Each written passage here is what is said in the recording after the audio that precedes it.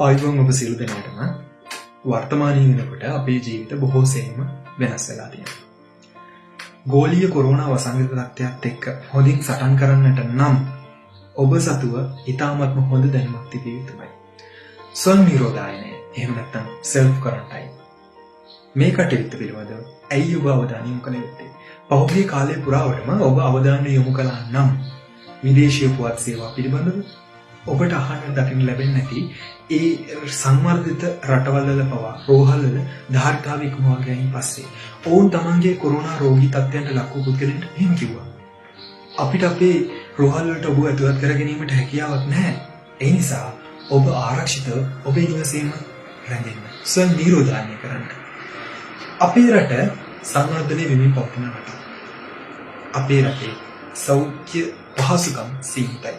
ඒ නිසා ඔබ මේ කරුණ පිළිබඳව ස්වයං නිරෝධායනය පිළිබඳව කල්පියා අවබෝධයක් ලබා ගත යුතු කාරණාවක්. ඒ නිසා මේ වීඩියෝ තුලින් කියන කරුණු කාරණා පිළිබඳව ඔබ හොඳින් අවධානය යොමු කරන්න. ඔබ ස්වයං නිරෝධායනය ආරම්භ කරන්න කලින් අවධානය යොමු කළ යුතු කරුණු කාරණා කීපයක් තියෙනවා. ඔබේ නිවසේ ඉන්නවද අවුරුදු 60ට වැඩි වයස්ගත පුද්ගලයන්? එහෙම නැත්නම් ගර්භණී කාන්තාවක්? එහෙම නැත්නම් පුංචි දරුවන්?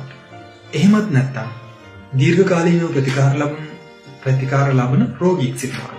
ඒ කියන්නේ වක්කොඩු රෝගියෙක් වෙන්නට පුළුවන්. එහෙම නැත්නම් පිළිකා රෝගියෙක් වන්නටත් පුළුවන්. එහෙනම් ඔබ ඊ타මත්ම අවධානයෙන් සිටිය යුතුයි. සැලකිලිමත් විය යුතුයි ඒ පිළිබඳව. ඔබ නිරෝධායන කටයුත්ත ආරම්භ කරන්නට කලින් ඔබට සුදුසු කාමරය තෝරා ගැනීමේදී මෙන්න මේ කරුණු කාරණා පිළිබඳව සැලකිලිමත් විය යුතුයි.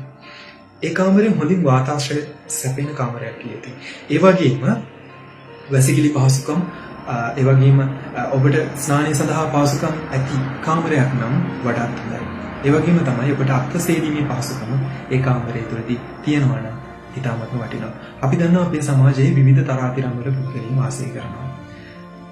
ඒ සියලුම දෙනාට මේ කරුණු කාරණා හරියාකාර විශ්ල කරගන්නට හැකියාවක් නොලැබෙන්නට පුළුවන්. නමුත් ඔබට හැකි තාක් දුරකට මේ කරුණු කාරණා පිළිපදින්නට උත්සාහ කරන්න.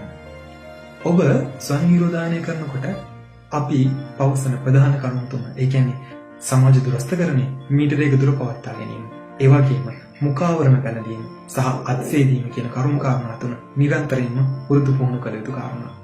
ඒ වගේම තමයි ඔබ ස්වයං නිරෝධායනය වෙද්දී වෙනදා වගේ අපිට ගෙදර අයත් එක්ක එදිනෙදා කටයුතු කරන්නට හැකියාවක් නැහැ. සීමා කරන්නට එන ඔබේ කටයුතු. උදාහරණයක් විදිහට ඔබ රූපවාහිනිය නරඹන්නට අවශ්‍යතාවයක් තියෙනවා නම් ඔබට ඔබගේ කාමරයේ ඉඳන්ම පුටුවක වාඩි වෙලා අර ශාලයේ තියෙන රූපවාහිනිය නරඹන්නට හැකියාවක් තියෙනවා. තවත් උදාහරණයක් කියන්න. ඔබ ඔබගේ රූපවාහිනිය දාන්න නම් ඔබට පුළුවන් ඒ ස්වයං නිරෝධායනය වෙන පුද්ගලයාට රිමෝට් එක ලබා දෙන්න. අනිත් නිවසියන්ට පුළුවන් රූපවාහිනියේ බොත්තම් පරිශීලනය කරන්න. බොත්තම් භාවිතා කරලා ඒ රූපවාහිනිය භාවිතා කරන්නට පුළුවන්. මෙන්න මේ කියන කරුණු කාරණා ඔබට පිළිපදින්නට පුළුවන් නම් ඉතාමත්ම වටිනවා. ඒ වගේම තමයි ඔබ වෙනම පිඟානක්, වෙනම කෝප්පයක්, ඒ වගේම වෙනම ටවල් එකක් මේ වගේ දේවල් ඔබ භාවිතා කරන දරුවෝ වෙනමම භාවිතා කරන්න. ඒ වගේම තමයි ඔබ ඔබගේ පිරිසිදු කරපු රෙදි වේලීම සඳහා වැලක් භාවිතා කරනවා නම් ඔබ ඒ සඳහා වෙනම වැලක් භාවිතා කරන්න. අන් අයට ඒ වැලේ රෙදි වනන්නට දෙන්න එපා. ඒ අයට වෙනම එකක් භාවිතා කරන්න කියන්න. ඒ වගේම තමයි ඊ타මත්ම වැදගත් සැලකිලිමත් යුතු කාරණාවක් තමයි කසල බැහැර කිරීම. ඔබේ කාමරයේ වෙනම කසල බැහැර කිරීම සඳහා බඳුන ඩස්බින් එකක් භාවිතා කරන්න. මේ ඩස්බින් එකට වෙනම බෑග් එකක් නැත්නම් කවරයක් දාලා තියන්න. ඒ කවරය ඇතුළට ඔබ ඔබේ ඒ කැලි කසල ද්‍රව්‍ය ඔබට පුළුවන් ඒ කැලිකසල බහලපු ඒ බෑග් එක ගිනි තියන්න. නිකම්ම බැහැර කරන්න එපා. මතක ඇතිව ඒවා විනාශ කරලා දාන්න. ඒ වගේම තමයි ඔබ නිරන්තරයෙන්ම ඔබගේ උෂ්ණත්වය පිළිබඳව ඔබට හැකියාවක් තියෙනවා නම් උෂ්ණත්වමානයක් භාවිතා කරලා ඒ ඔබගේ උණ තත්ත්වයක් තියෙනවාද? එහෙම නැත්නම් රෝගී ලක්ෂණයක් ඔබට මතුවෙනවාද කියලා සැලකිලිමත්ව සිටින්න.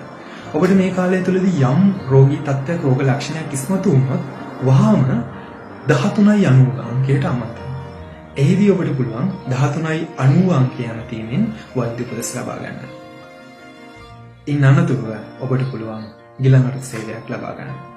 19යි අනුව මෙන්න මේ කියන දුරකථන අංක මතක තබාගෙන මේ කියන කරුණු කාරණා ඉතාමත් හොඳින් ඔබගේ හිතේ තබාගෙන ඔබට පුළුවන් නම් ස්වනිරෝධායනය කරන්න. ඔබත් ආරක්ෂිතයි. ඒ වගේම ඔබගේ නිවසිනුත් ආරක්ෂිතයි. අවසානයේදී සමස්ත රටම ආරක්ෂිතයි. ඒ නිසා මේ කරුණු කාරණා ඉතාමත් හොඳින් පිළිගන්න. අපි දන්නවා අපේ රටේ සෞඛ්‍ය සේවය ඔබ වෙනුවෙන් ඉතාමත් හොඳින් කැප වෙලා තියෙන්නේ. අපේ වෛද්‍යවරුන්, ඒ වගේම මම නියෝජනය කරන මගේම සහෝදර හෙද නිලධාරීන් සියලු දෙනාම පැය 24 පුරාවටම හෙද නිලධාරීන් ඔබ වෙනුවෙන් කැපවීමක් කරනවා. ඒ නිසා ඒ අය වෙනුවෙන්, ඒ අය කරන කැපවීම වෙනුවෙන් ඔබ මේ දැනුම ඔබ සතුව බෙදා ගන්න, ඒ වගේම අන් අයට මේ දේවල් කියලා දෙන්න, ඔබට කළ හැකි දේ උපරිමයෙන්ම කරන්න.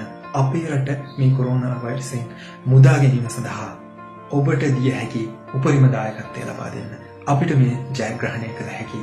ඒ සඳහා ඔබත් අද සිටම එක්වන්න, දැනුමින් සන්නද්ධ වන්න. ඔබ සියලු දෙනාටම තෙරුවන් සරණයි. මෙවැනි වටිනා වීඩියෝ නැරඹීමට ශ්‍රද්ධා YouTube චැනලය සබ්ස්ක්‍රයිබ් කර සීනුව ලකුණ ඔබන්න.